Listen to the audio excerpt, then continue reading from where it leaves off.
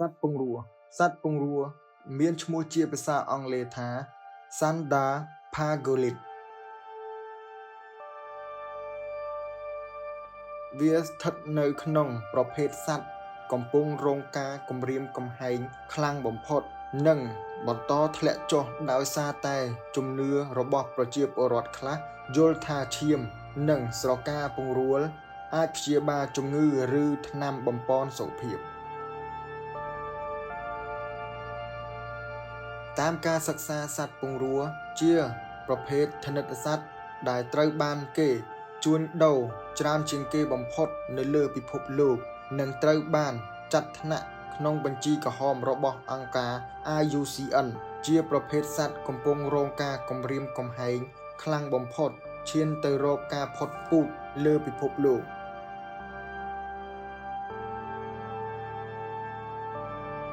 ជាពិសេសគឺការជួញដូរពាណិជ្ជកម្មអន្តរជាតិដោយខុសច្បាប់ដើម្បីយកទៅធ្វើជាឱសថបុរាណប៉ុន្តែតាមការសិក្សារបស់អ្នកវិទ្យាសាស្ត្រនិងវេជ្ជសាស្ត្របានបញ្ជាក់ថាឈាមនិងស្រកាឬក៏ផ្នែកណាមួយនៃសត្វពង្រួក៏ដូចជាសត្វព្រៃដទៃទៀតពុំមានលក្ខណៈវេជ្ជសាស្ត្រឬវិទ្យាសាស្ត្រណាមួយអះអាងនោះទេថាអាចផ្សំឬលាយជាមួយអ្វីមួយដើម្បីចេញជាថ្នាំព្យាបាលថ្នាំបង្កើនសុខភាពឬជំនួយសុខភាពនោះទេ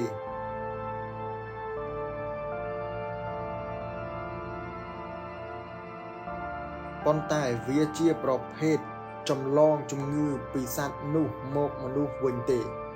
អ្វីដែលបានអនុវត្តពីមុនមកគឺគ្រាន់តែជាជំនឿជឿតគ្នាគ្មានលក្ខណៈវិទ្យាសាស្ត្រតតែសោះយោងតាមការសិក្សាផ្នែកវិទ្យាសាស្ត្រសត្វពង្រួជាប្រភេទសត្វដែលស្លូតនិងអៀនច្រើនហើយពុំមានបង្កហានិភ័យណាមួយដល់មនុស្សនោះទេក៏ទោះបីជាវាកំពុងតែត្រូវបានការរំខានក៏ដោយ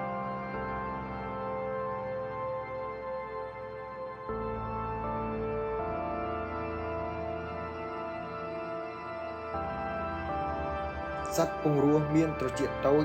ហើយស្បែកមានស្រកាក្រាស់ស្ដើងពេញដងខ្លួនហើយជាសត្វមិនរហ័សរហួននោះទេដោយនៅពេលជួបការគំរាមកំហែងពង្រួតែងតែមូលខ្លួនលាក់មុខនិងយកកន្ទុយរុំដងខ្លួនដើម្បីការពារខ្លួន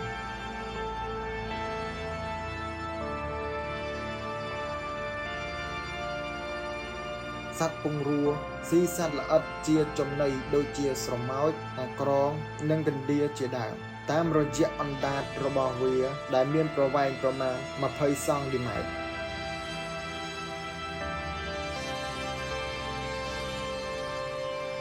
ជាទូទៅសត្វពង្រួអាចបង្កើតកូនបានម្ដងពី1ក្បាលទៅ2ក្បាលប៉ុណ្ណោះក្នុងរយៈពេលពពោះប្រមាណ5ខែខណៈអាយុពេញវ័យអាចបន្តពូជបានគឺក្នុងអំឡុងអាយុ2ឆ្នាំជាទូទៅសត្វពង្រួអាចរស់នៅបានរហូតដល់អាយុ20ឆ្នាំ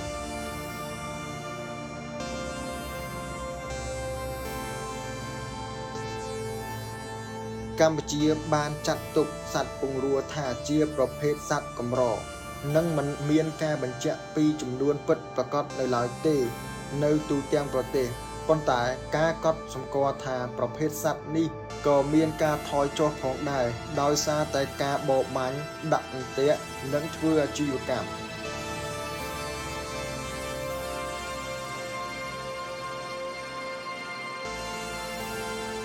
សម្រាប់ប្រទេសកម្ពុជាមិនមានទិន្នន័យពីការជួញដូរឡើយប៉ុន្តែជារឿយៗមានការរឹបអូសបានប្រភេទសត្វដែលបានជួញដូរមួយចំនួននៅក្នុងស្រុកជាមួយគ្នានេះអាជ្ញាធរកម្ពុជាដោយមានការសហការជាលក្ខណៈអន្តរជាតិបានចាប់ផ្ដើមនិងរឹបអូសសំណាក់សត្វព្រៃដែលនាំចូលឆ្លងដែនមកប្រទេសកម្ពុជាបានមួយចំនួនធំដែរនេះគឺជាកិច្ចការខិតខំប្រឹងប្រែងជាលក្ខណៈអន្តរជាតិប្រឆាំងនឹងការជួញដូរសត្វគ្រប់ប្រភេទ